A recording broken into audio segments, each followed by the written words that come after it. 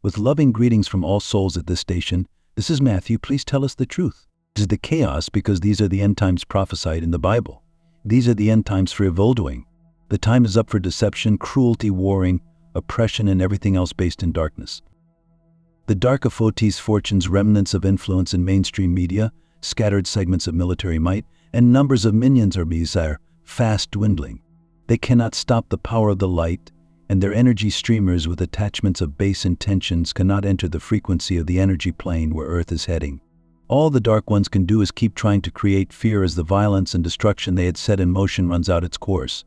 And with that, a long, long era of darkness on the planet will come to an end. Every country in your world is experiencing some measure of confusion and upheaval, with evolution nipping at the heels of revolution and astronomical revolution. Chaos is unavoidable, and so is the emergence of truths. There are too many variables for us to know when truths and major changes in the world's economic system will start coming forth, and whether there may be outages in power and communication. That the intensifying commotion in Earth's energy field of potential signifies that the time is not far off.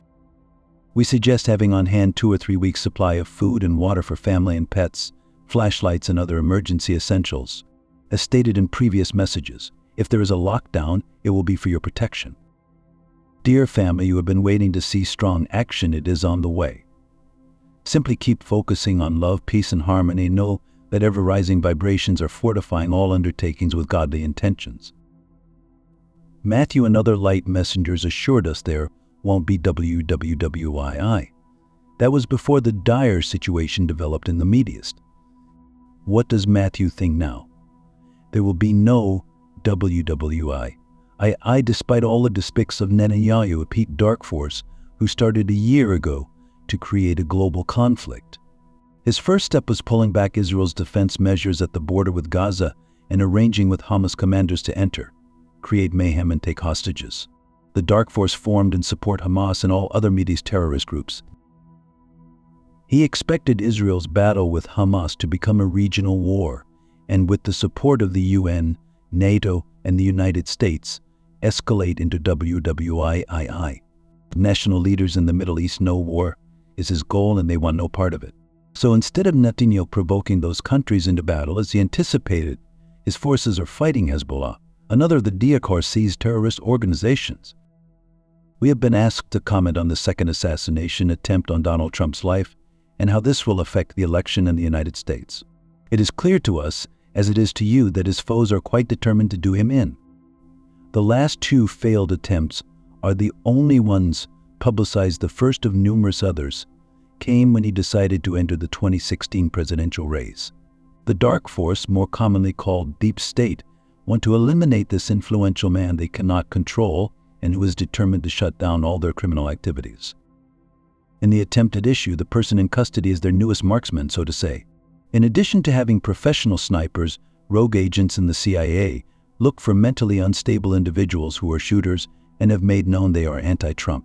The agents talk with those individuals about true patriots will save our democracy, and it would be for the good of this country if Trump were taken out. Considering that the most recent deep suggestion attempt, which never got off the ground, was one more in a long line of failures, suggests that Mr. Trump and his white hat double may be divinely protected. There is no indication that attempt will affect the election, but other factors could. A number of possibilities are on the way to probability status, and if one or more continues gaining momentum, there could be a change in the electoral process. The electorate think in terms of polls, endorsements, fundraising figures, and vote counting, but it is the light intensity that fortifies all rightful action that will have the most impact on the election. We understand that the state of the world is keeping minds occupied. Most readers who send emails to my mother ask about recent or imminent events, and we are happy to share what we know. But always our primary mission has been to offer spiritual enlightenment and guidance along with encouragement during this unprecedented time on Earth, and the following 2 emails enable us to do this.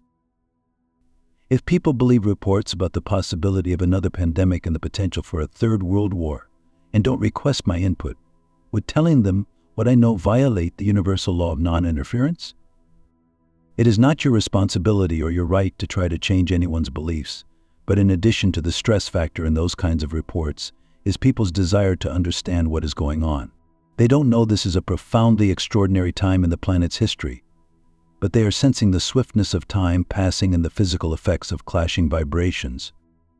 And we feel that offering what you know at an appropriate moment would not be construed as interference. For instance, if some event or situation is questioned in conversation, would you like to know what I've read or heard? It would not be intrusive. If the individuals are receptive, speak confidently about the topic and mention books and internet sites you trust. Assure them that the light forces are winning the battle with the dark forces, or that upcoming changes make Earth's future bright, whichever note of optimism is more appropriate for your audience. If they respond positively, ask if they would like to meet sometime to discuss issues of interest that would put the responsibility for advancing an awareness with them where it belongs. However, a glowing beacon can be ever so welcome to souls who are at sea insofar as figuring out what is happening and why. Your world is awash with deliberate deceit, misperceptions, and assumptions. Truth and clarification are greatly needed. Yes, indeed, beloved brothers and sisters, please do offer what you know to whoever is receptive. Don't be discouraged when individuals are not. Some people do not want their beliefs appended under any circumstances. I don't see how my soul can be intricately connected to the souls of evil people. I do not feel any responsibility at all for what they do. If I reincarnate, can I come back with no strings attached? Dear one, you do not have a soul, you are a soul. You have a body so you can experience life in a physical world, but you are not that body. You are the heartstrings and mind working within it. You are a being of love, light, energy, a unique, independent, inviolate, powerful, eternal soul, and your inseparable connection with everything else is energetic. Never are you responsible for what anyone else does. The beginnings of all souls is when Creator, Source, Supreme Being of the cosmos, totality, I am, all that is silently expressed itself into light. Light, the same energy as love, is cosmic consciousness, and it is the most powerful force in existence. All knowledge is within this consciousness, waiting for souls to tap into its limitless dark forces. All discoveries, inventions, and innovations to date have come from this consciousness via individuals' inspirations and endeavors, or maybe response to nudging by their spirit guides. And everything that exists throughout this universe is Creator's energy fluctuating at one frequency or another. Every life form in Earth's animal and plant kingdoms is a soul, and each is a microcosm of the planet. It could be no other way because the elements that make up every form are elements of Gaia's body. In that same way, Earth is a microcosm of your solar system.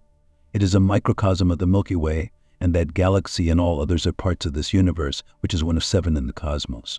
Thus, everything that exists cosmos-wide is within the energetic interconnectedness of all that is and evermore shall be.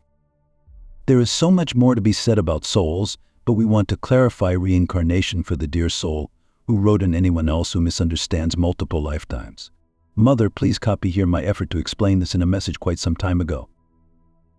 Because the timeless continuum where multiple multidimensional lifetimes are happening simultaneously and everything affects everything else is a nebulous concept almost impossible to grasp. Reincarnation is the closest that messengers from the light could describe a process that fits into your linear time frame. But it is not that Albert Einstein say reincarnates as this or that person, and I'll do my best to explain the reality.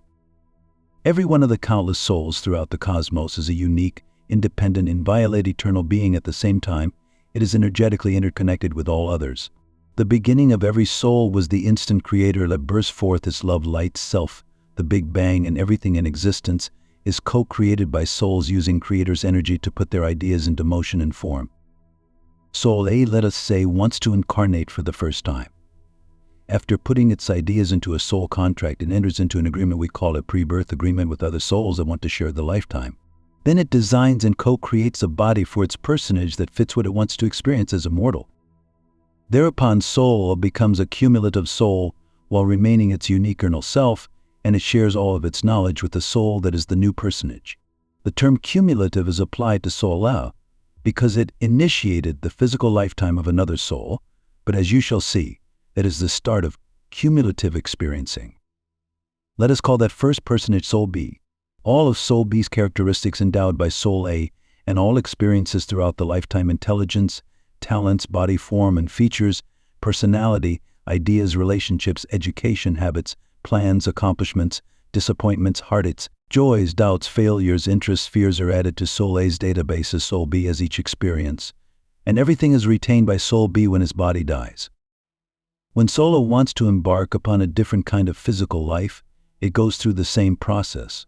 Now it is not only its original knowledge, but also the lifetime experiencing of Soul B to share with its second personage. When soul B wants to put into motion its own ideas, it makes a soul contract and so forth. It's like soul A. It remains a unique soul self while sharing its knowledge from personal experiencing and that which was endowed by soul A, with the soul that is its first personage.